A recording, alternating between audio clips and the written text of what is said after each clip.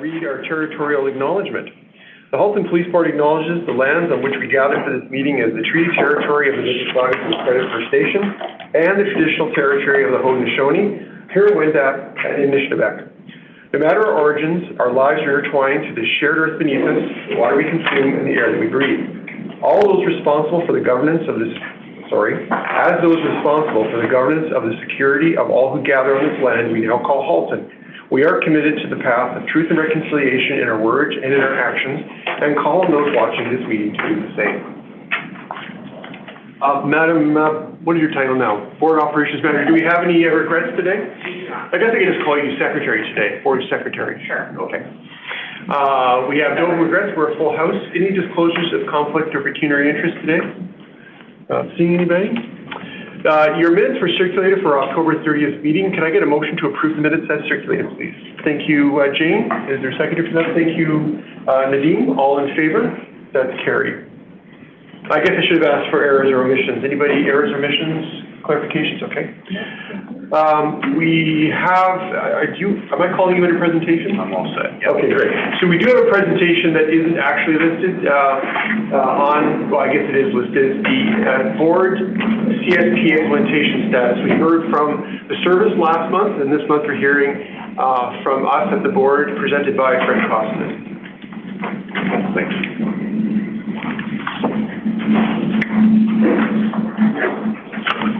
Put it in presentation. Thank you, Mr. Chair, members of the board. Today I'm going to present briefly on the CSPA implementation here in Halton from the board's perspective. I'll start by framing what some of those expectations of the CSPA are.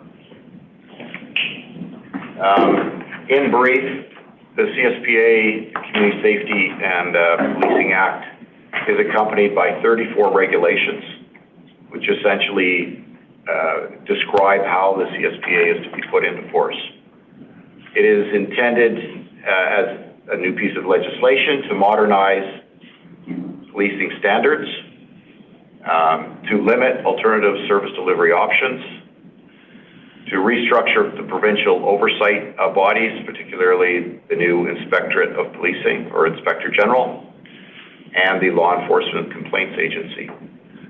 It also revises the police discipline framework, and it strengthens local governance, which is what I'll focus on today.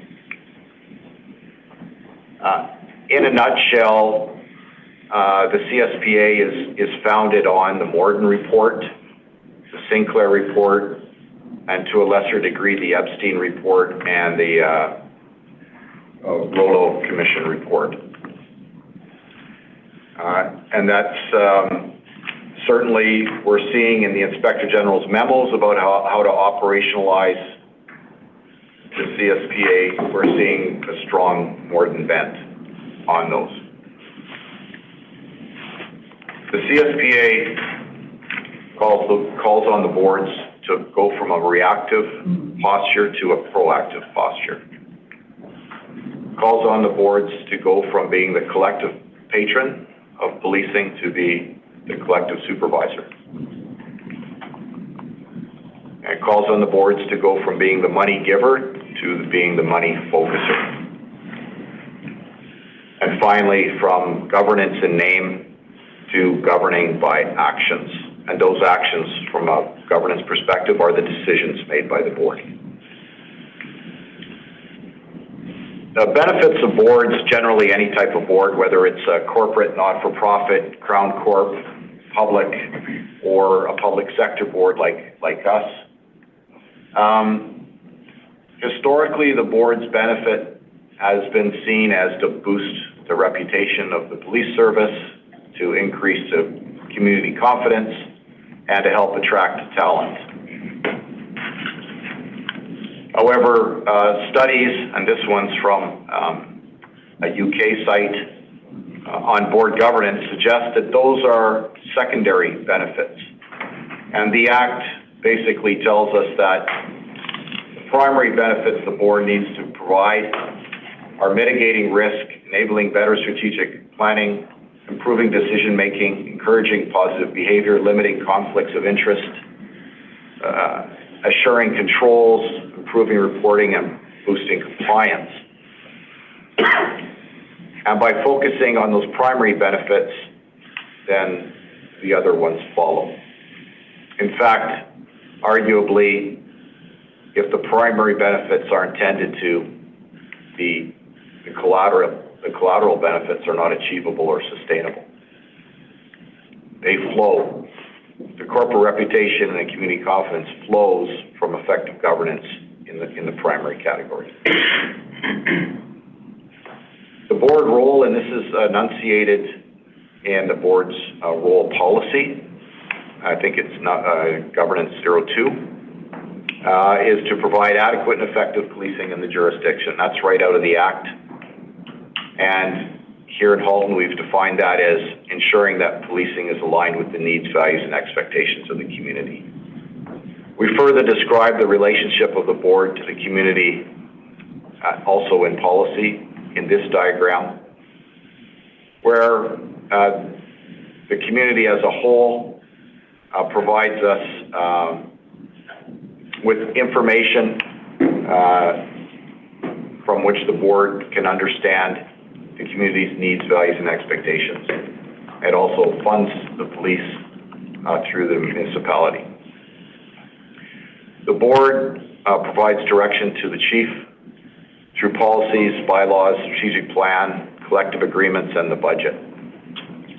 And then the chief, the service led by the chief provides the policing functions prescribed in the legislation and the regulations, as well as other aid, and that's provided to individual members of the community.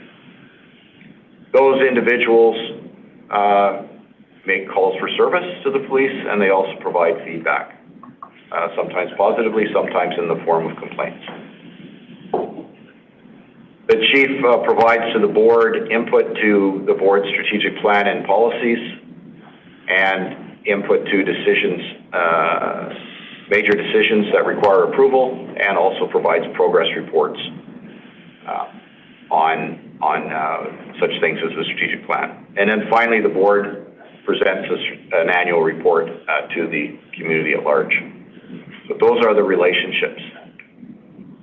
So we can more fully describe the board's role as providing adequate and effective policing, which is aligning policing with the community needs, values, and expectations, and the board does that by establishing policies, strategic objectives, and sufficient resources. And then furthermore, by verifying policy compliance, objective attainment, and resource sufficiency. More recently, the board adopted this model, which is essentially reflecting the Act, where it's essentially how does the board provide adequate and effective policing? First, by assessing the community's needs, values, and expectations. Its most rigorous example of this was through the last strategic planning session for the current plan. It establishes direction in the form of policies, the strategic plan, external assistance agreements, and the policing budget. Then it verifies performance, which is compliance with policy requirements, achievement of the strategic objectives, and resource sufficiency. We just went through the resource sufficiency exercise with this year's budgeting planning for next year. We get regular reports on the achievement or progress towards achievement of the strategic objectives, and the board adopted this year policy on quality assurance. It's verification or compliance exercise, which has yet to be put in place, performed. And then finally, adjusting direction on policy, strategic plan, budget, assistance agreements, and leadership. You have a policy matter in front of you today on adequate and effective policing, presented by the chief. And of course, then you have a number of purchasing decisions to make as well.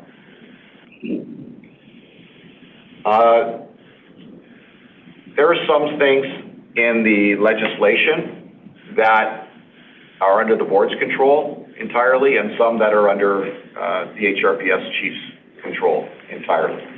And then there's some things where some sort of interaction is contemplated. And this definitely is where the CSPA leans on some of the seminal works like Morton to describe where that interaction takes place and on what matters.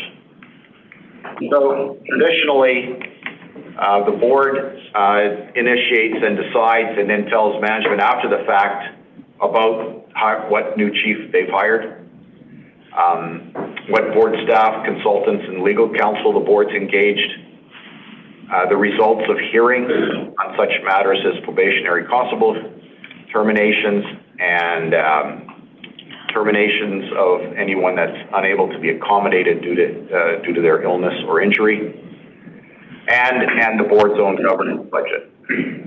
On the other side of the spectrum, management decided acts and may inform the board on day-to-day policing operations and day-to-day administration, which includes promotions and disciplinary matters, as well as postings, deployments. Increasingly, and some of this started during the latter part of the era of the Police Services Act, the board was increasingly more involved in its own policy writing. Certainly the adequacy standards of a couple of decades ago put more emphasis on this, although it was somewhat preempted by the creation of provincial templates. The board's creation of objectives for the strategic plan, which in our case was often actually done by the service and presented to the board in the past. Board's quality assurance, which traditionally has been quite limited, and then the hiring of new deputies and collective bargaining. And now in the new act, those things are all determined to be, it should evolve. In fact, in many cases it says that the chief will be consulted. Not in every single one, but in most. On the other side of the ledger, management has historically recommended to the board for decisions, certainly large purchases beyond the chief's spending limit or any sole source purchases. But now in the new act, appointments are referred to the board for police officers, new or experienced, as well as special constables and auxiliaries. And follow also the chief's required to have a quality assurance plan, and the board is required to have a quality assurance plan, and it seems quite implied that there will be some interaction between the two. Then the biggest change in the new act in terms of the way the board and the service interact is the middle category, where management is expected to actively engage the board in planning. And this board itself out certainly in Morton, certainly in the Roto Commission report. But you know, it's also, the theme is also there in Sinclair and in Epstein, and quite frankly in the Tulloch report as well on carding. The board's adopted a couple of major policies related to this. One is the policing designated major events, and the other one is matters of immediate strategic significance, both of which call on management to engage the board early in the planning. Additionally, the policy on external assistance agreements calls upon the chief to engage the board early in planning as well. In the budget process, we also have that captured in policy now, and you know, the collaboration between the board and management it goes on for several meetings before the end result, which is as intended. And then finally, most recently, and you have an example before you, is changes in adequate and effective capacity or policing methods. And the Public Safety Unit report is an example of that. In terms of our status then, in the over the past 4 years, we've been reducing the number of bylaws. We started with 21, the end state is 6. We've enacted 4 new ones in the past 4 years, which supplants about 8 or 9 bylaws. Many of the others will be actually supplanted by policy as they're developed. We have 122 policies currently. We're en route to 40. 23 new ones have been established by the board in the past 4 years. Of those 122 policies and 21 bylaws, there's only about 10 that do not speak to the service, that speak to the board only. So it's definitely incumbent on the service to be aware of those, and as they change. There's the 10 new policies are primarily around prescribed policing functions, but not exclusively, and are anticipated, they're under development now, and they should be established by the board by the end of June, as well as 5 updates to existing policies, because many of them are interrelated. In summary, we're making progress on the policies. The board has started with creating the big overall architecture, consistent with the intent of the Act and the spirit as well as the word. Most notably, policies on provision of policing, quality assurance, policing designated major events, matters of immediate strategic significance, and external policing agreements. Our progress has been good, and the architecture makes for more meaningful policies as they're rolled out, in my opinion. Still a lot of work to go. The implementation is ongoing, and some of those areas have yet to be tested. We have had, with the chair's prodding, matters of immediate strategic significance put into place a couple of times this last year, as well as the provision of policing policy, which is reflected in the PSU report. And eventually, in the new year sometime, we'll have to actually verify that the system's working as part of our quality assurance program, and the framework of which has already been adopted by the board. So that's my report, Mr. Chair. Thanks, Fred. Members of the board, any questions for Fred on that report? Thank you. Lisa? Thanks, Fred. Well, of course, do you want to do all the thank yous first?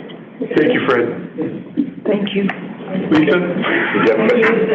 Can I just ask that we go back to the slide that has the 2 triangles? Sure. So one of the comments that we heard at Regional Council when the police budget was presented was around advocacy and funding. And so with funding being one of the requirements of how the funds are managed, which is a shift in this Modernization Act, I have not been able to find any commentary or policies on where the advocacy responsibility lies, whether it's with the service or with the board. And can you fill in those other columns? Yeah. There you go. The board currently has no advocacy policy, nor has it ever had one on complaints, nor has it ever had one on hearings. Hearings and complaints are actually legislated, advocacy is not. Historically, the board has belonged to the provincial and the national police governance associations, and those are its avenues for advocating in strength from a police governance perspective. I don't know if that answers your question. We have no policy on advocating. We do have a policy that says the board belongs to those associations. Okay, because my thinking is this, so if the requirement is that we are meeting community expectations, and if the community has an expectation that we are voicing through advocacy desires of the community that are not captured, of course, as you know already in our strategic plan, we've seen it with the automatic speed enforcement. There are some other geopolitical uprisings that are being asked to have a voice. There are requests from different bodies that they could be part of helpful funding requests. We just don't have a way that I see within the legislation where that advocacy roles and responsibilities are clearly delineated on what we do and what we don't do under the Act. There isn't anything in the legislation or the regulations regarding board advocacy. There are restrictions on political involvement for everybody in the room. Quite frankly, it has different applications in different cases.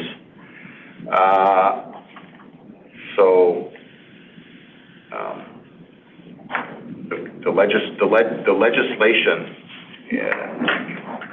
sees the board as the governing agent rather than an advocate for change, hence the association. So it's not just our provincial and national associations that are our advocate. The chiefs have the same, right? The chief management advocates through their provincial and national associations, and so does the frontline. Both associations, the HRPA and the SOA, both advocate through their provincial and national bodies as well. Thank you, Fred. And I would have raised it sooner. I just felt like it really struck me as something that was silent in this particular slide. I'm thinking that's by design, legislative design. No, I know. Thank you. You're welcome. Further comments or questions? I want to follow up on what Lisa was saying. So we have taken advocacy positions in the past. Yes. Certainly the chief has. But I mean, on things like the courthouse, and we took advocacy positions on auto theft. We put together a comprehensive resolution on auto theft, again, echoing a lot of what the chief had been saying on behalf of the service. So I'm wondering, it's an interesting conversation. Should we be doing this? Should we seek clarification from the IG or Solgen to determine if this is actually in our wheelhouse? Because if it is, we should probably, to Lisa's point, have a policy about this. I think, could you? Yes. Yeah. Should you? That's up to the will of the board. Right. I would suggest, though, that it's a priority after we become fully compliant, not just in word, but in deed. Yes. Yeah, I would agree with that. If we want to, as a board, move in that direction, we should probably put it on our radar, though, so that it's something we can track going forward. Because I do know that from time to time there is a desire to take an advocate's role in certain areas, and we, after this conversation, I'm realizing that we don't really have a legislative or policy framework in which to do it. So maybe that's not necessary, but again, in light of the significant effort we're making at creating policies to back up all of our actions and to back up our responsibilities, it may be appropriate to move in that direction at some point in the fullness of time. Please lean into the priority stuff. Yes, sir. Yeah, I think it's great that people want to advocate, right? But I think I would look at more as feedback. So we as a board have a job to do. And if there's impact, we'll use the courthouse as an example. If the courthouse is impacting the day-to-day of our role as a police service and the board, that's where we can share feedback that this would help achieve what our community safety goals are. I think we have to look at it that lens. Advocacy is great, but how does it impact us? But I think we have to tie it back to we're sharing feedback if there's impacts on how we can execute what our responsibility is. Which is in and of itself advocacy. Yeah, but but we have to be mindful of absolutely. If it's something that, I'll just use the municipal speed camera as an example. you know, there's an argument one way or the other way, but like, I think that's something where, you know, does it, you know, allow criminals to be on the street, whereas the code, there was delays and was allowing that, right? So I think we need to be, you know, tying it to like what really helps with the operations and what doesn't. Yeah, and I think that that's a good argument for having a policy at some point so we can clearly delineate that. I mean, on the speed cameras issue though, I mean, one role of policing is in the enforcement of traffic, the HTA, and a big component of being a police officer is patrolling our streets and speeds and that sort of thing. So I think you can tie it even back, but I agree with everything that's been said here, including, you know, doing something later, once we get past the point of compliance and Yeah. But I think it's certainly a conversation we should have, yeah. Okay, good thoughts. Well done, Fred, thank you. Oh, I'm sorry, Chief has a question or comment. Just a couple comments. I think one of the things that's maybe helpful or useful for the board is the legislation does not say that you cannot or should not advocate. The other thing is the board is the employer. So often when you're advocating in relation to something that's impacting your employees. So the courthouse, for one thing, is a safety issue. Absolutely. Bail and denying bail more often, or whatever way we look at reverse onus and things, is a health and safety issue when it comes to our members and to the public. And ultimately, it plays into helping us be more adequate and effective. If the other parts of the justice system that you might be advocating to do things differently actually do their job more. I think it has sort of that nexus with it. Yeah, I agree. I guess the only thing is like everything else we've defined in policy, at some point it would be good to have some clarity around that, so we don't ever get a slap back and say, well, you know, you're a governance board, why are you participating in this? You know, and actually, honestly, when I was talking about our auto one, for example, the auto theft one, I did have that feedback a few times from people who said, well, I don't understand your role. Isn't that something the chief should be saying? Like, you guys are just the budgets and such. And so it's hard to respond to that unless you've got something in policy to clarify. If you ever have something you can't say, I probably can. That's true. And I've used that resource in the past. So. Well, great conversation, everybody. Can I get a motion to receive and do we want to add in that receipt motion that we put it on the long-range agenda and advocacy policy? Okay, so we're going to add that as direction and a receipt of the report. Or is it I'm sorry, is this I didn't see it's just receipt, I didn't see a recommendation, okay. So it's receipt and direction on advocacy. Thank you for reading that, Lisa. Do you want to move it then? Okay, moved by Lisa, seconded by Samira. Thank you. All in favor? That's carried. Okay, moving right along, we have some information reports. Does anybody wish to separate 3.1 through 3.4? Can I get a motion to approve the recommendations contained in 3.1 through 3.4? I'll read those for the public record. Actually, 3.1 we've already dealt with. It became a presentation, so we've already addressed that. So 3.2 is the financial report and forecast for third quarter. 3.3 is the semi-annual grant agreements execution report. And 3.4 is the board procedures bylaw update with a minor change to the bylaw with respects to conflict of interest on the part of the chair. It was silent before, so I was just cleaning that up. Okay. It's actually a recommendation report, the bylaw one. Is it? It's in the wrong spot.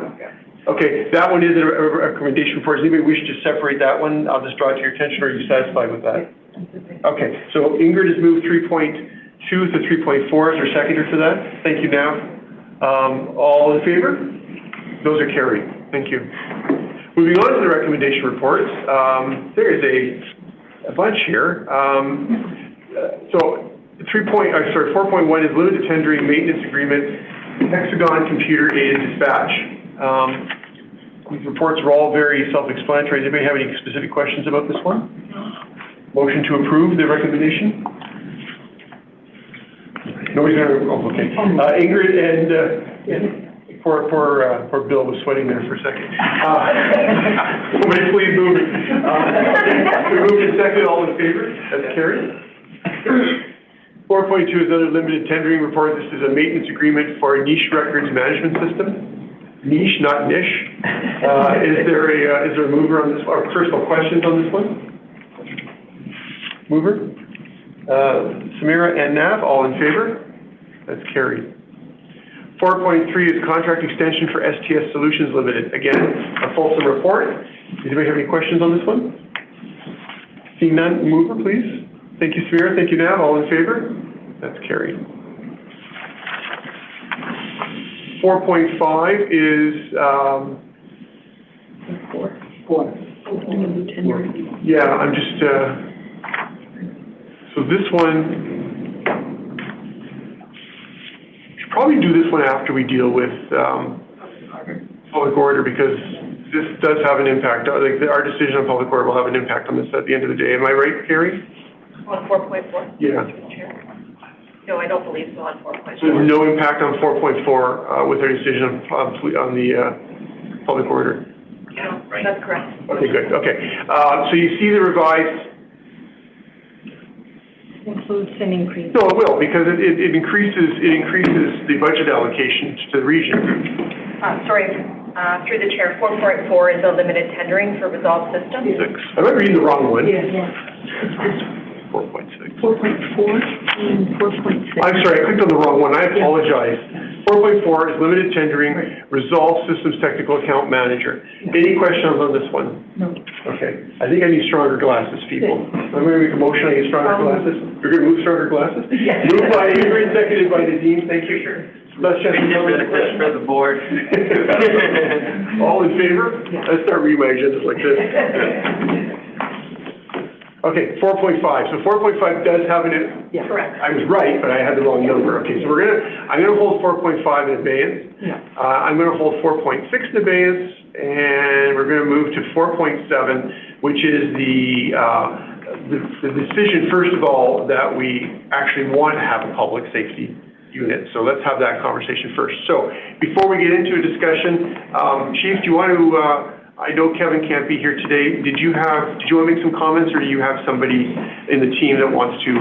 I'll just make some general comments. And Kevin is actually in court this morning. It's a part of an arrest that he was involved in a few years ago with a critical incident command situation, so he couldn't be here. Inspector Bradley. The speeding tickets? No. Inspector Bradley is here if there's any specific questions, but we've addressed this as a group as well, and a fair bit of time went into redoing and realigning this report back to the board to show the impact on the adequacy and effectiveness of the service by instituting this public safety unit or public order unit. So I'm very content with the way that Kevin and Trevor and others have now worded this report for the board.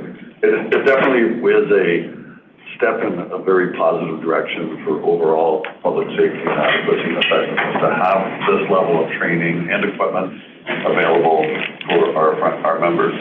As we've discussed in previous board meetings and through questions at regional council, right now we are dealing with some of the protests, and we may refer to them as geopolitical protests from other events around the world, but our frontline officers have been able to manage those, sometimes by luck or good fortune. But it's also not fair to put them in the position where they're dealing with potentially increasingly dangerous types of events of this nature without the training and equipment that other services would have through a full public order unit. So I think it's important for public safety, adequacy, and effectiveness. I think it's also important for the members that are put into those situations. Ultimately, because there may be questions about the training and the response, because these officers will be more highly trained specifically for these types of events or protests. It will enhance public safety, and they'll be better informed and educated and trained to respond to those situations. It could be a precarious situation. You could have otherwise you could have a first-year constable being one of the officers who's dealing with a increasingly becoming violent type of protest. This way, we'll actually have higher trained officers and critical incident commanders and supervisors trained in all of those mechanics as well. So it should make it safer for the public, but also for the protesters themselves. I know you said Inspector Bradley's here to speak to questions, but I'm wondering, is Inspector Bradley prepared to maybe give us a summary of the proposal? I know we've had a bit of it before, but I recognize this is a public meeting, and I think there is a lot of interest in this. Can we get... Knowing Inspector Bradley, I would say he is. Okay. Trev? Could you come to the podium and... Yeah, scope of the summary, Mr. Chair? Just a bit of a summary. Just give us an overview of what the proposal is. Again, recognizing the fact that there are members of the public watching, and we want to make sure that this decision is made in the full light of day. So, yeah, I think the idea of standing up public order resources and having the ability to be self-sufficient in that area. We've seen a bunch of different incidents that have occurred across the province over the past few years that we sort of realized that we don't have that internal capacity to deal with that if something were to flare up within our region, and even in helping other agencies around us. So the plan is for us, if funded, to train up a number of constables as basic public order operators. They would be from across the region, different districts. We'd like to balance that out so that these trained officers are available in sort of those sort of low-risk situations where you need some expertise with crowd dynamics, protest incidents, labor disputes, things of that nature. But they can also be mobilized and come together should we need a public order response on a bigger scale. We have supervisors that have been trained over the past year in public order, foreseeing the eventual approval of this unit or this capacity, so that's there. And command is also being trained up as well to sort of create the framework that we can operate under. So ideally, if funded, we'll be able to start actioning that, get constables trained up within hopefully the first 6 to 9 months of 2026, with the goal of being fully full in the latter half of the year. So that's kind of that's the plan in a nutshell. Most of the money, most of the funding, there is specialized equipment, different sort of protective gear, stuff that the Act requires us to have to deploy as a public order unit. So the bulk of the funding does go to equipment, supplies, materials that will need to be used to function, and we'll manage it within emergency services. So as the oversight. Management team that'll look at all the public order incidents or requests that come through the office. So the training's through OPC, correct? OPC, sure there's support here as well. Yeah, so they'll should say that they sort of oversee who's doing the training. A lot of the times it's not done at the college itself. It'll be done at different services that are accredited through OPC. It's a week-long course for every officer, basic course. So. And then there's annual training that each of these members has to go through. That'll be another impact on us training-wise, but we got to keep them sharp and up to date. So that's part of the plan as well. Are we expected to reimburse OPC for training, or is that included in the membership? It really depends on where it's done. Typically, if we take it through another service, it's essentially the cost of sending people there. There's no ideally, if we partner with Hamilton or Peel or somewhere close by, we can, our officers will just show up, take the training. They've got to pay for the certificate that they end up getting as a result of the course. But sending them to the college for, week-long accommodation, all that stuff, we're hoping to avoid that cost impact as well. Okay. And we will have trainers qualified through OPC at the end of December of this year. We're sending 2 of our supervisors. So they'll be in a position where I would say probably into the new year, they'll be able to actually issue this training accredited through the OPC as well. So we'll be able to do some stuff in-house. Great, thank you. Sorry to jump the queue. Those questions are burning in my mind. I know I have questions from Samira at this point. Yes. Thank you so much, Mr. Chair. This is a good report. And the fact that it doesn't impact tax numbers, that's great. We in support of public safety units. I know that our services need the supports that are being discussed here, certainly. But there are some questions pertaining to public order units or public safety units that the general public always has. So I'm going to highlight those here because folks have reached out with these questions. And the question is, how do we plan to ensure that these public order units operate impartially without favoring any side of a conflict? Because mostly the protests are because of a conflict somewhere. And additionally, what safeguards will be placed to ensure that their actions do not infringe on individuals' further rights, including the freedoms of expression and peaceful protest on issues that genuinely impact their life? Well, thank you. And first of all, I would say, first and foremost, they'll be higher trained and in a better position to ensure that charter rights are adhered to and people's rights are there. They're not there to take sides in the protest. They're not there to decide whether this entity or that entity is right, but they're there for public safety and public order. And that's the environment that they are going to be working in. But I would say it's actually the individuals who are protesting charter rights and all the other aspects of that question would be better looked after by a more highly trained unit. Thank you. Further questions or comments? Okay, I do have a couple more detailed questions about the execution. So these are part-time constable, or not part-time constables, but constables that will be doing this as ancillary to their other responsibilities. How does that get managed? So in cases of, let's say, for example, a public order unit, a public service unit, public safety unit has to be deployed at a moment's notice. What happens to the responsibilities that that officer might be to his platoon at that moment? Yeah, I think it's similar to a lot of other designations that we have in the service, like a breath tech or a drug recognition officer, search members of our CERT team. If something that requires a mass response from our public safety unit, and these are all sort of, these can be measured responses where you only need a few members to go and support response to an incident that might require their specialized training. But if an incident does come up where you require a full section deployment to something that's extremely volatile, I would argue that would be the priority of the day for those members, and we would utilize them as we would for any sort of major incident that comes up. Say like, even like a homicide or something, we will reallocate resources as needed. Yeah, so that's part of the routine now already. Okay.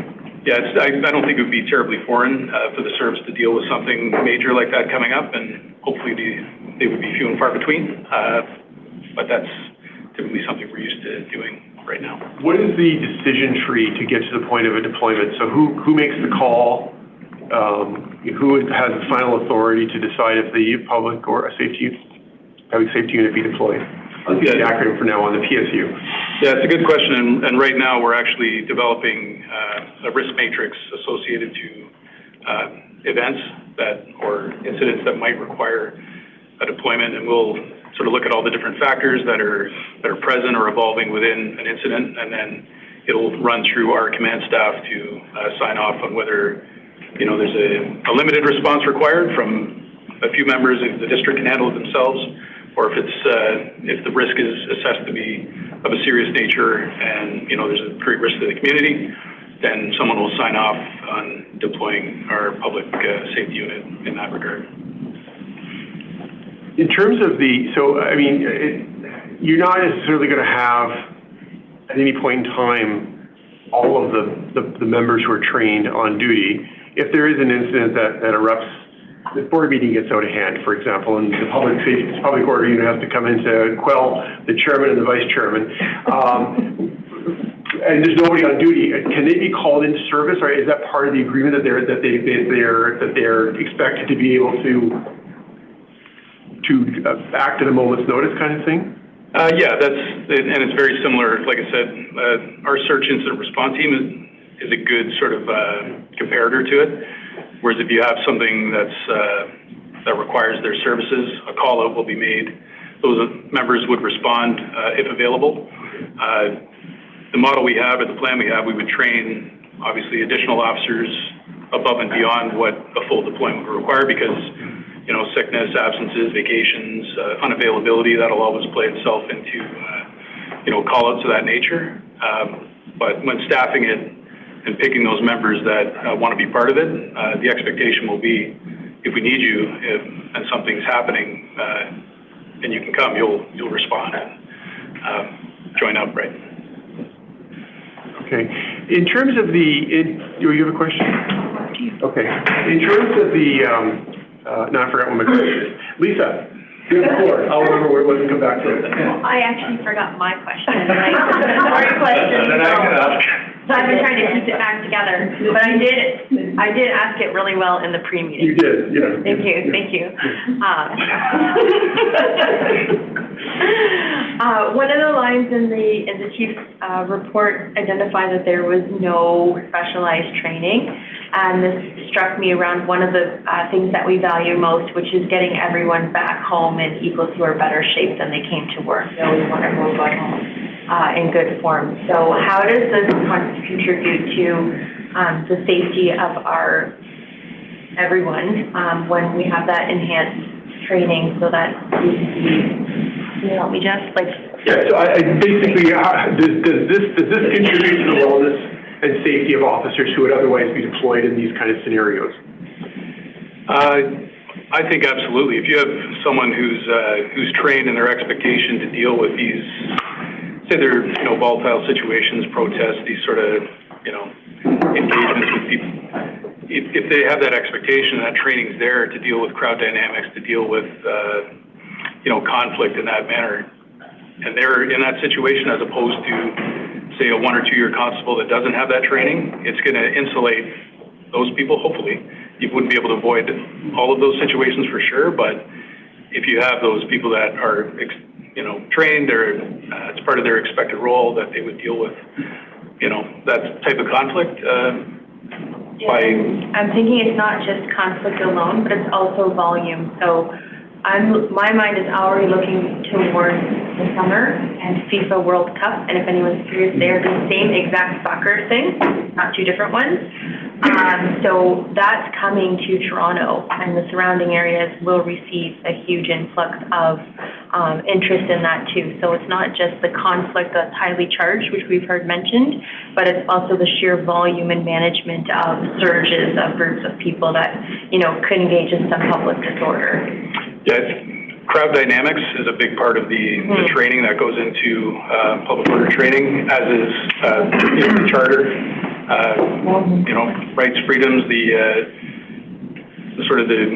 general charter rights that everybody has in terms of assembly and peaceful protest, things like that. So that's all makes up part of the public order training package, whether it's at the basic level, the section lead, or even at a command level. So that's a good point as well. Like, just dealing with volumes of people and how that looks in a general sense is a good package. The wellness point is very well taken, because that's a huge part of our mandate. Our mission is to keep our people safe and make sure that, as you said, they return home in the same condition or better than when they came to work that day. So that's a really good point.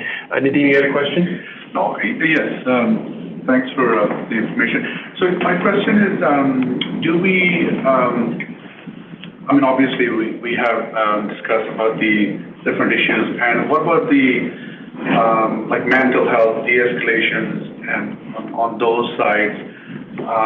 So these officers will be trained enough, and some of those different cultural diversity, equity. So are we going to have the specific officers from specific community?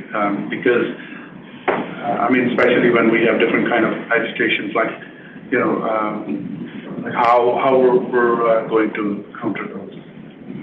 Well, I think it's a strength of the service to have those different viewpoints in our constable ranks across the board. So hopefully you'll get a good diverse group of applicants that put their hand up and want to do the job for sure, and that addresses that point for sure. The mental health aspect. Were you referring to our members' mental health themselves, or in the community? In the community, because you never know what kind of people will be gathering, and if there is any incident or anything, are they? We have some officers who are trained enough to deal with that. Yeah, another sort of prong of the public order, I'll say response. There's a lot of times we'll have plainclothes members that are within that are part of our police liaison that will actually make that first contact, and they'll do reach out and sort of mediation with groups that may be in conflict or whoever we're having an engagement with as a unit. So if there's like a mental health concern as within that group itself, maybe they'd be able to diffuse that, and they're trained in those sort of advanced communication techniques and mediation and things like that. So ideally, the goal of any public safety, public order unit is to sort of mitigate any conflict or violence or anything. You really want to try and proactively diffuse situations. So that's kind of that's what you want to do, and you really hope it doesn't get up to a situation where you have to, deploy the full section and, do things that way. So it is built into it, that sort of conflict and resolution bit, and that answer satisfactory, but. True. I just wanted to make sure that we have that in mind when we're, putting a team together. Absolutely. Any further questions? I do remember mine now. I wrote them down. Fulfilling memory. What about our shared services agreement? Does anything, if we pursue this, does that in any way invalidate or alter our shared service agreement with other services? Should we require an additional call out beyond what we can muster? Yeah, I think having our own public safety unit would allow us, I wouldn't say greater favor, but we would enter into a hub model with the services around us and be able to. You predicted my next question too. We would be able to call on them should we need extra resources, and vice versa. They would be able to lean on us for capacity if they would require something that's, I guess, bigger than the capacity they have. Right now, we're just hat in hand asking for help and for people to come and assist us if something were to happen. Well, not entirely hand in hand. We have a service agreement between the board and the other board, so it's not quite hand in hand, but I get your point. So tell me about the hub model. What work is being done on that? I've heard conversations about this idea of sharing services. Has there been any work done on this? Well, I mean, there's an existence of hubs in different areas of the province. So our hub should be, when the unit is up and running, Hamilton, Niagara, I believe London, Waterloo would be sort of within our hub area. And if an incident were to sort of require public order resources, and those would be the collaborative agencies that we would deal with to respond to something, and we would make a request through if we needed. Are there any terms of reference for that at this point, or is this still new? I think it's new, but I think we have a meeting today on reviewing some stuff on that today. So we got a hand up from Ken and then the chief. Well, and in addition, the Inspector General, not that long ago, did that very favorable report on the very successful implementation and usage of the hub model when it comes to public safety units. So it's very much in favor with the Inspector General as well. Yeah, I remember that. I didn't know if it had come to pass yet or not. Ken? Yeah. Through you, Mr. Chair, the hub agreement is still with the Solicitor General and the OPP. The draft has been circulating since last year, and I just heard last week that we're moving to finalize it. Okay. But again, still waiting. Can we, obviously the board will have to be involved in that. I'm wondering can we get copied in early on that so we have an opportunity to provide feedback before it's given to us as a set of complete? Certainly. Okay. And because that would be, we need to make sure that we're looking at it from our own policy as well too. So it'd be great if we could get that. My last question at this moment is, do our existing constables or new constables get trained at the VCT course on crowd dynamics, that sort of thing now? Do they come pre-equipped as basic constables, or is this completely, are they by the seat of the pants when they're going into these kind of scenarios today? I'm guessing, I'm not entirely sure. I don't think they are trained in that crowd dynamics. I mean, they pack a whole lot into the time that they're there, so it may have Drinking water, then fire hose when they're there, yeah. Yeah. Okay. That's a bonus too. It increases the amount of resources we have across the service, even for sharing information. Okay, I think I've asked all my questions. I just go back to the canvas of the board. Nadeem, you had another one? Yeah, just the last one. So obviously, probably we have discussed this in terms of community awareness, and are we planning to do some kind of community sessions to let the community know? Or we're not considering that? Just for the awareness. I don't think it would be necessary. I mean, this is a public meeting, and other meetings are public as well, but not all public are watching these sorts of meetings. But I think we also hear quite a bit from our citizens and from our communities the concern for these protests and things that are going on. So the board indirectly has received some information from people over the past couple of years on their concerns on what's happening on Main Street in Milton or downtown on Lakeshore in Oakville. So there certainly is an awareness in the community about the impact of protests, as an example. But I would not plan to put further resources into announcing that we're doing this at the decision stage. You have to even do a press release too? Well, we could do a press release, but yeah. I'm sure Paul and his team can find a way to share the news. Yeah. It's good. I mean, assuming it gets approved, it's a good news story for the whole. It is, yeah, exactly. Well, we already have someone from the media asking about it this morning, so. Oh, okay. Are they watching us right now? Probably. Okay. Hi, David. Okay, any further questions or comments? We can have the chief send a tweet, he's got a big following when it's Yeah. Our own in-house media. We could do that. Okay, members of the board, so it's decision time, and the decision is on the suggested motion is in the report. There's also an alternative motion for your reference. The alternative is to stick with the status quo, which is our existing service level agreements with other services versus creating, approving the implementation of the public safety unit in order to ensure the overall adequacy and effectiveness of the Halton Regional Police Service in the area of public border maintenance. So that's the motion before us, the decision that we have to make. Can we get it on the floor so we can have that debate if it's necessary? Nav is moving it. Is it seconded by you? Thank you, Lisa. Further comments or questions, debate? I just want to make a comment that I think it's needed because the demographics, the population growth and everything happening. So I think it's crucial to the Community Safety Act. So we have adequate policing for the community. Thank you. Is there further? Lisa? I just think it's a strong investment that doesn't hit the tax rate, and it provides a clear link to our commitment to make sure that the safety and well-being of every single member is put as the highest priority. Great. You ready further?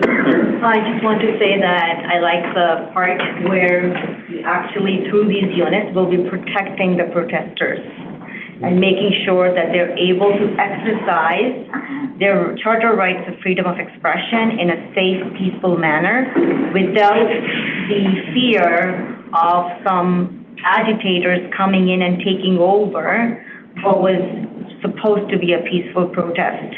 And in this age of social media and things going viral, it just takes one person who was sent there solely for the purpose to distract and derail the movement to take over the good work that the peaceful protesters were planning to do.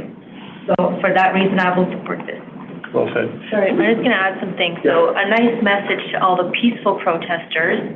You're welcome to protest on city halls, on Queen's Park. And we would just like to be mindful that there are people whose livelihoods depend on access to their businesses, access to green spaces, access to free flow of traffic and pedestrian movement. And so to those peaceful protesters, please pick City Hall. It's a great place to get your message out, and you're welcome there. Thanks, Lisa. Fred, do you have a comment? There's also guidelines in policing designated major events regarding Of course, yeah. public safety at these events, which is, I think there's some decent wording in there for messaging the public. What is the policy number again, just if anybody wants to reference that? 5. So G05? POP.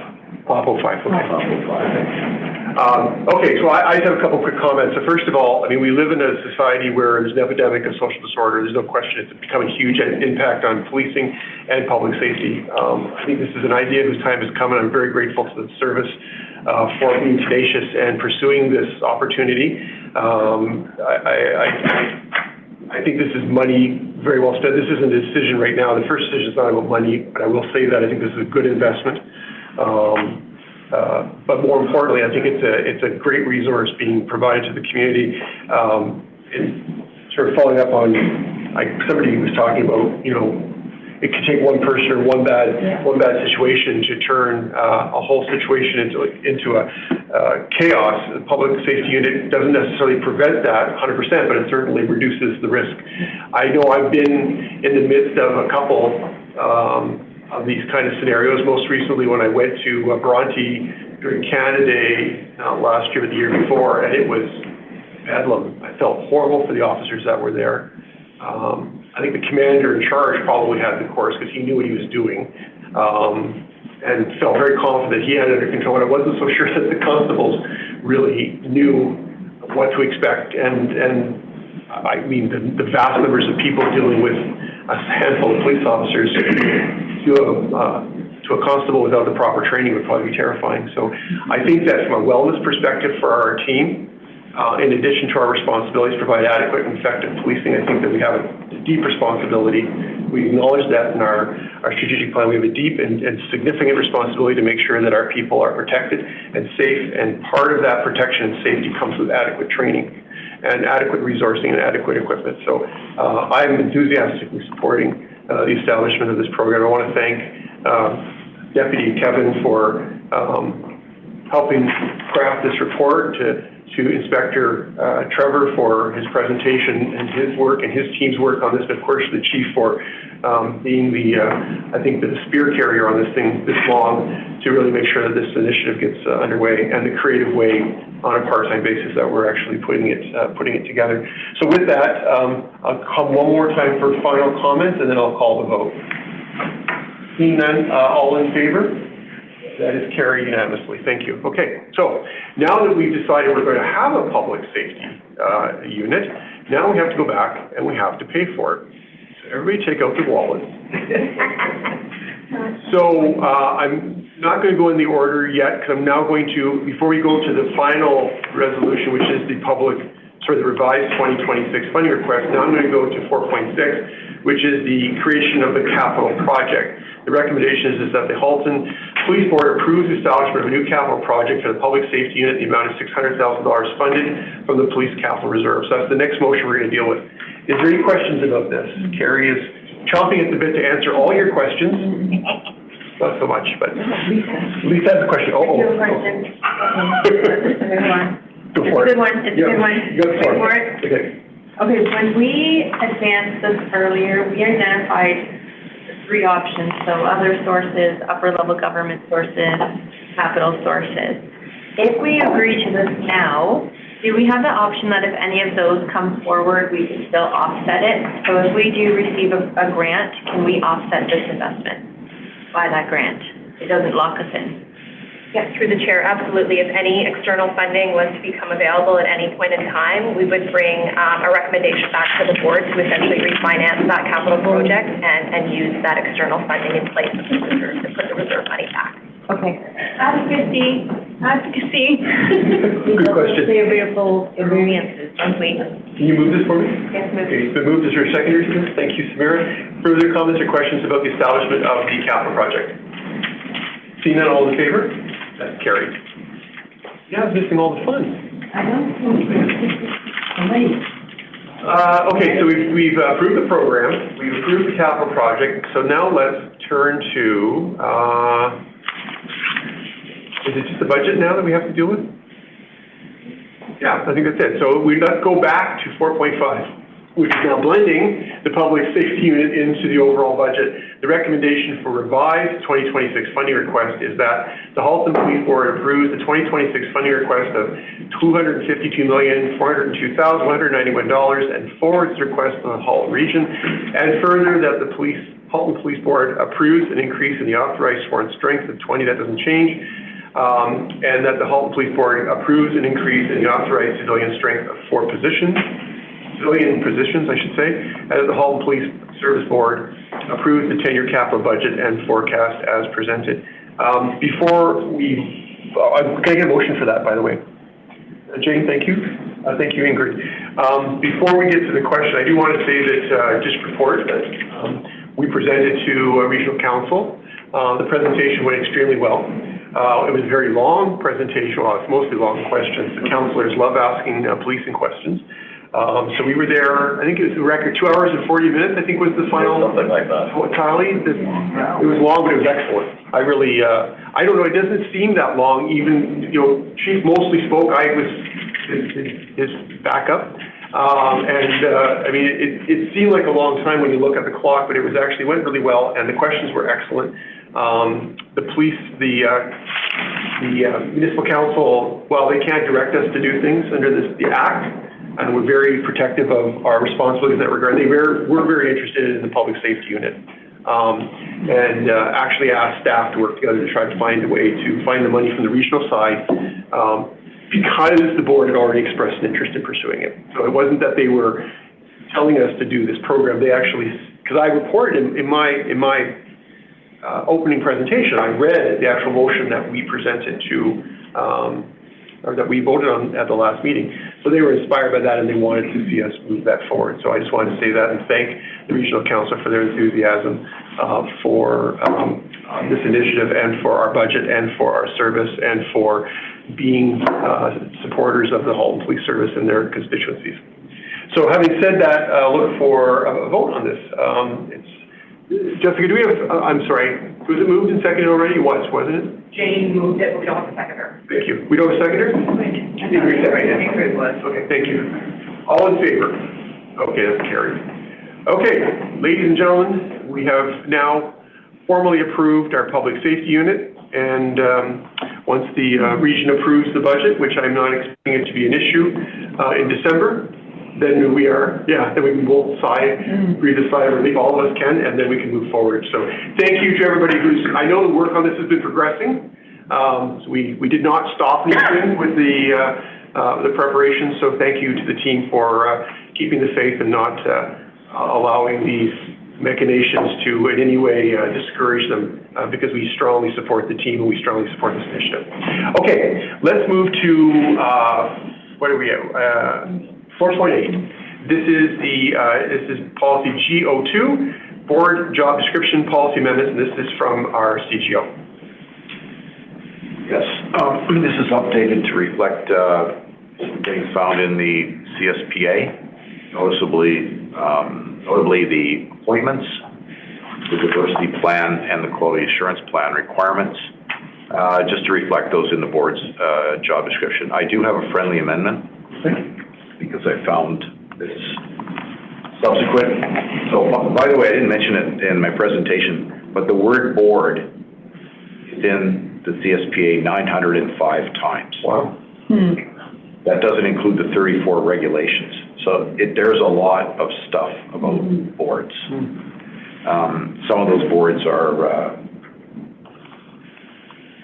don't relate to our kind of board, but it's a lot. How many times again? 905. How many times did they mention police chief? I didn't. I just want to be sure. I don't know. A lot more in the regulations, actually, than probably in the regulations or in the legislation. So the board is also the approving authority for the auxiliaries, and I'll circle back with Kevin about that. I just found that out a couple days ago. Buried somewhere. So I'll add that friendly amendment to 2.6. Okay. Anyway, so it's largely an update. Thank you, Chair. Thank you. Any questions on this? Pretty straightforward. Quick housekeeping. Yeah. Okay, can I get a motion to approve, please? Thank you, Jane. Thank you, Samira. All in favor? That's carried. Okay, 4.9 is community fund applications. I'll turn to, I will not turn to Nev. He's left the room. Skip ahead to, I'll go to operation verbal updates. We'll come back to that when the chair is back in the room. you're gonna have to say something because I have to fill some time here. Through our facial recognition program officially went live yesterday congratulations to the large team that was involved in doing that. So that's something that we're very excited about to see what comes of that. And the Women's Internal Support Network had their 5th annual symposium over the last couple days. So we got to attend that for a little bit, and another very well-attended symposium, so congratulations to that. That's great news. Anything further? I was going to mention that there was another 49 cents in the budget, but Kerry made us round that down. So we've done that ahead of time. And then at the back of the room is Lama Nicholas. I was going to ask you to... So I was just going to introduce to the board, who has now joined us as our senior corporate communications supervisor and manager. And Lama comes to us after... First of all, I think it was 15 years at Global TV as a on-screen reporter on a number of different policing issues. One of the cases that she reported on many years ago was the Shafia homicide in Kingston. So she had the opportunity to interview me at one point previously, but then she went on to the corporate world, worked with Deloitte, where she gave advice to large corporations across Canada in relation to corporate communications, government relations, and then on to a couple of other very large private companies after that before joining us. So welcome, and she is here to answer any questions at any time. She will also make sure that there is a media release in relation to the public safety unit, and within the next week or so, we will be going actually live with the first virtual town hall that we've talked about for over a year. So we look forward to doing that in the next little bit. Welcome again. Thank you, Chief. Pleasure to be here. Welcome to the team. I do want to say to you, as a bit of a commissioning, when we did our last citizen satisfaction survey leading up to our strategic plan, I don't know if you've had an opportunity to read that document. You might want to have a look at it, because our one area where we actually, we aced the test, you know, as A's and A pluses all the way along, except on communications. And that is not because we didn't communicate well, it's really because of the lack of media, I believe. This is my conclusion. Lack of media and lack of avenues to communicate within the region. So it's going to be incumbent on you and Paul and the whole team to find new ways to communicate with our constituents and really tell the good news about, you know, the services we offer and the good work that's done here. So you've got a big job ahead of you. We're very excited to have you here, and thank you for joining the Halton Police Service. Thank you. Did we have any questions? Let's put her on the spot. Live on TV again. Welcome to Halton Police Services. I just attended the OAPSB conference the last 2 days, and one of the presentations involves your area of expertise. And through various surveys, it's been found that not all police services do a good job in communicating. And the findings were that in some instances, people were over-communicating. And I don't know how that happens. How do you over-communicate? Do you know, Lama? It really depends on what that is. If it's a social media thing, if it's, you're inundating with press releases. I think what's really great about the services, they're very strategic in what we put out. And I think you have to kind of select your moments. Not everything needs a splash and a lot of communications around it. Some things are just, quick hits that we need to get out. But it really depends. I haven't seen it. I'd like to see what it is you're talking about. I think it would be very interesting to study. I think as a service, we strike the right balance of communicating what is needed to the community, but also I think we can do, we're also very humble as a service, I think. And I think this is our opportunity to showcase a lot of the good work that we're doing, starting with what the chief even just talked about, right? Having the internal town hall, the public safety unit. We recently had a great news conference on an incredible investigation, the mausoleum theft. So I think it's really just finding that balance where you don't want to saturate the market, where you're constantly saying the same thing, but really doing a good job of educating the community and making sure we're addressing their concerns. And certainly the danger lies within the social media realm. I think so. I think a lot of services do a really good job on social media, including ours. I think there's always room for improvement, but a big part of it has to do with reporting and metrics. So really just kind of benchmarking where we're at and understanding how we can improve based on those numbers. And when I reflect on my corporate world, I do recall that employees often feel that the communication is substandard. And employees are always very sensitive to the employer not communicating sufficiently. So there's that internal realm too that one has to give regard to. Yes, that's actually a really great thing to point out. But through initiatives like the Chief's Corner and the Live Town Hall, we're bringing the employees into that vision. I think they are our biggest ambassadors, and when our employees understand what it is we're trying to communicate, we create that consistency internally, externally that will play out as well. So I think it's just about, engagement and bringing them into what it is we're trying to do. So we're working on it. I think the Chief's Corner is going to be a great start, and it's the beginning of many more great things to come. Well, welcome aboard. Thank you.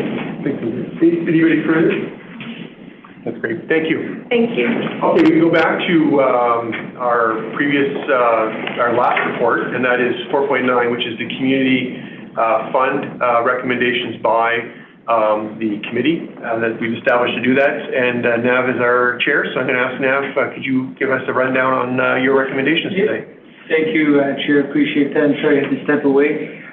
So I just wanted to mention in the agenda, in the notes, there's one that we are updating, adapt, to approve the funding for that request, as we were able to get further information that was required to make the decision, and we didn't get a chance to update that before the meeting.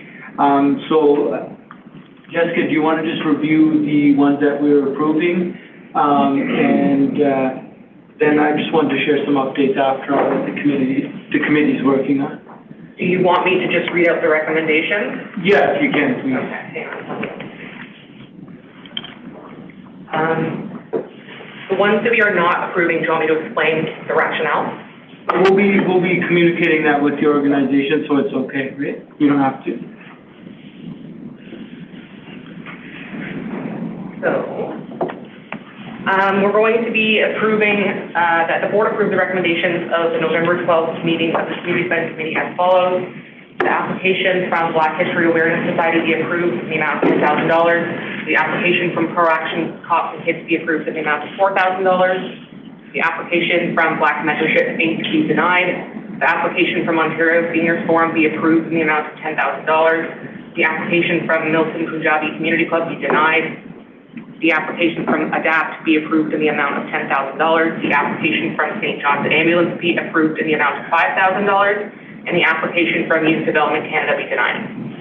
Thank you, Jessica. So I just wanted to also mention some of the applications that are declined or denied. Jessica will be reaching out. They're encouraged to apply again. Feedback will be given on the reasons why we weren't able to approve the funding. Just as a reminder that we do have a requirement in how it has to align with our strategic objectives to be approved. Just wanted to share that we will, as a group, as a board, we will look to work on a matrix to make it easier for the application process to ensure we can make sure that groups qualify, and if they don't, we can do early detection of that. And we will also look to update the application to provide further clarity. So there'll be areas that do not qualify, and that will be kind of shared upfront, so that way groups are aware. For example, cultural awareness won't be one, or, sports teams, for example, because, we have to stick to what our strategic objectives are. So I just want to thank all the groups that have applied in this round in the past. We will have another round opening up as well, so please check our website for the date and the application, and we will work to continue to evolve this process. So thank you. Thanks, Nav. That's a great report. We appreciate that. Ingrid, you were the other member of the board. Will you second that motion? Yes. Okay, thank you. I will second that. Okay, so any questions from the board? And Nadeem? Yeah, just one thing that I'm part of the Ontario Senior Forum, so I won't be able to vote for. Oh, good. Okay, so that's a declaration of pecuniary interest. So it's fine to state that later in the meeting. Normally we would do that at the beginning, but you may have missed it, so that's fine. So what we'll do is we'll call the everything except that one first, and then I'll come back to that one, and you can absent yourself from the vote. Okay. Further comments or questions before we call the vote? Lisa. Thank you very much. I do have a question about one of the reports, and can you just talk to me a little bit about how this helps to promote Halton Police Board in the community? So one of the applications says that our logo will go on all the materials and programs. Can you just give me a little bit of color around that? Very often when we're providing funding for some of these groups, they will send out materials and they'll ask us for a copy of our logo to put on their social media or their website to be like, thanks for partnering with Halton Police Board, and they provided funding for this. Okay, thank you. Thanks, Lisa. Further comments or questions? Okay, let's do this properly then. So I'm going to call the motion in two parts. The first part would be recommendation and A, B, C, E, F, G, H. Can I get a vote on that? All in favor? Okay, and now on the matter of D, which is that the application from the Ontario Seniors Forum be approved in the amount of $10,000. And all in favor? And I will note that Board Member Akbar did not vote on that matter as he has a conflict of interest. Okay, terrific. Well done, committee. Thank you so much for your work. Congratulations to those who are recipients of our latest batch of grants. Check out our website if you're watching online to learn more about our granting process. There are a few open application periods throughout the year. When's the next one, Jessica? The application page is actually down right now, so I have to revise it with the 2026 dates. Okay, so the application page is down, and you'll see soon the dates for the 2026 calendar year for applications. We granted the dollars for projects that align with our objectives, and you'll find all those on our website, haltonpoliceboard.ca. Okay, members of the board, I want to draw your attention to the action registry. Mr. CGO, you want to take us through that? Only 3 items on there today. The annual report policies prepared in draft. We sent to management for comment soon. Want to get the budget behind us first. Yep. The CSPA report on the board's perspective, that's been done, and the chief's report was last month.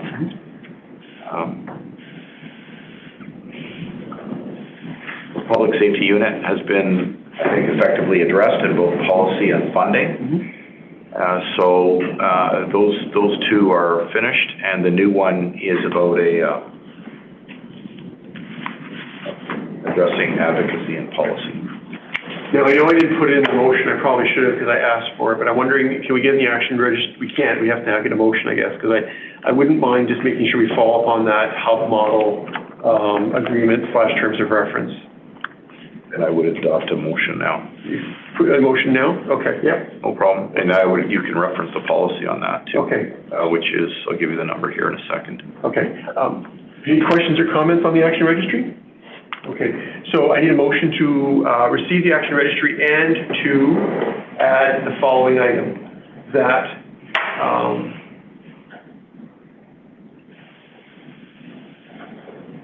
report on the public safety unit,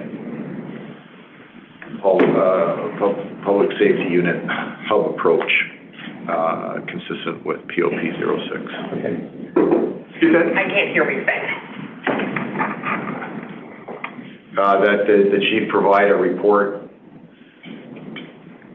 on public safety unit and the hub model